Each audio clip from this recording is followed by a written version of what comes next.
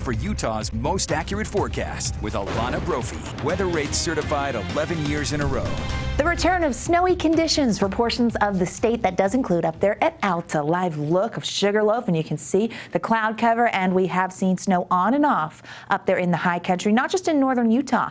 You know, the snow's really benefiting us. Can you believe that 4 of our resorts are the snowiest resorts in the U.S.? This is the top 5. Mammoth Mountain in California beats us out, but Alta, Brighton, Snowbird, and Solitude, our Cottonwood Canyons, take the rest of the list. These storms providing healthy amounts of snow. Even if you're not getting it, we are seeing it in other portions of the state. Live look at Urda Valley locations dealing with some wet pavement there, and we are seeing some areas dealing with snow showers. That includes along the Wasatch Front. But this area of low pressure is digging to the southwest. It's got a counterclockwise flow, which is why you notice Elko stays active, southern Utah is active, and we were pushing some of that moisture to the north, and that's why we were seeing it this afternoon in northern Utah. Cloud cover throughout the Beehive State, and this wet weather is going to continue into tonight with our cold air in place. That is going to be straight snow. We go below freezing by 8 p.m. with mostly cloudy skies. We'll be a little drier in the north than we are in central and southern Utah because this storm system takes aim and really wants to impact that area.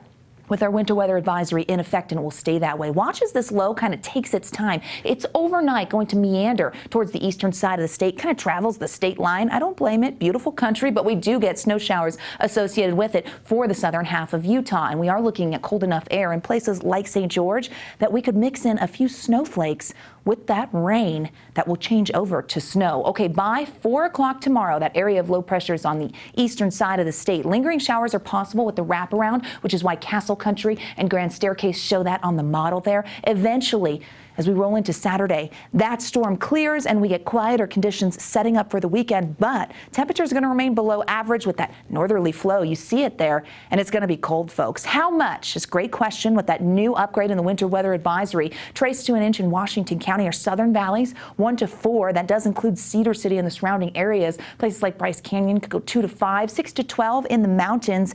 Looking like the Pine Valley Mountains and Bryan Hat going to really tap into this. They're going to be the big winners and walk away with the most snow.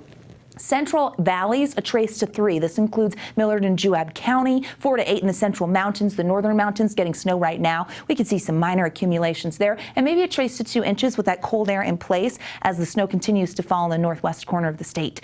All of this moisture is helping. The drought monitor, new today. It's Thursday, folks, and we have made some serious progress. What you're looking at in red is extreme drought. It's a number 4 on the 5-level drought scale. Now, it's at 20% of the state battling extreme drought. Last week, it was 26%. That moisture that came through really helping us. We also know that the severe drought, which you see in this orange color behind the extreme drought, 77% of Utah battling the severe drought. Last week, it was 84%. So we are making gains when it comes to this moisture. Great news when you look at that drought monitor and snowpack staying healthy. Cold for tomorrow. Freezing, if you will, in the valleys. Our mountain valleys will be even colder. 20s and 30s on the eastern side of the state, with southeastern Utah holding on to that moisture and the snow. So a heads up there. 41 for the high in St. George, but drier conditions will settle in for the weekend as we roll through next week. You're going to notice those 40s looking pretty good. Okay, mixed precipitation, as I mentioned, in Washington County. That doesn't always happen. It's a possibility